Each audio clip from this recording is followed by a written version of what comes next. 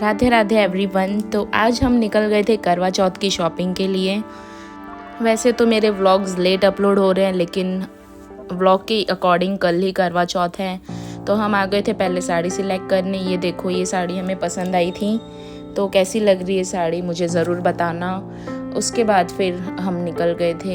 Actually पहले हम car लेके निकले थे, फिर पार्किंग की जगह नहीं मिल रही थी तो स्कूटी ले आई थी मैं, तो भीग गए थे स्कूटी का। यही हम लोग को डिसएडवांटेज हुआ कि भीग भीग के हम लोग को शॉपिंग करनी पड़ी। और घर पे आके देखा तो मेरा बाबू मेकअप किट लेके पूरे मुंह पे मेकअप करके बैठा हुआ था, और वही मेकअप वाले मुंह से ही खाना भी खा रहा था। ये देखो कितना खुश हो रहा है खाना खाते खाते, पुश कर करके खाता है मुंह में।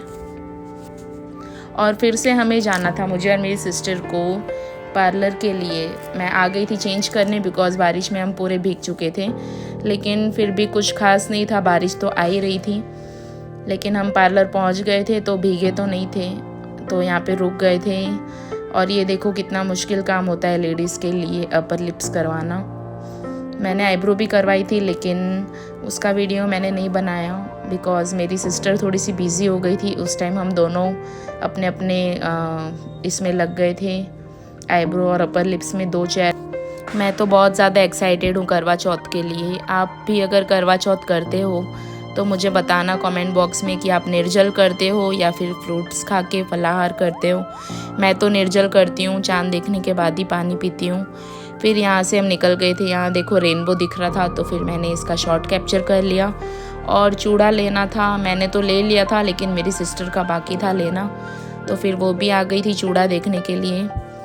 और फाइनली यहाँ से एक चूड़ा पसंद करके ले भी लिया था। और बहुत तेज़ भूख लग गई थी, मुझे तो नहीं लेकिन मेरी सिस्टर को लगी हुई थी, वो खाना खा के नहीं आई थी घर से, तो साथ में मैं भी बैठ गई। वड़ा पाव देखो तो कंट्रोल होता नहीं है फिर वैसे भी, तो हम दोनों वड़ा पाव खाने लग गए थे। और चटनी देख के आपका भी मन कर रहा होगा वड़ा पाव खाने का, मुझे पता है आपके मुंह में पानी आ रहा होगा।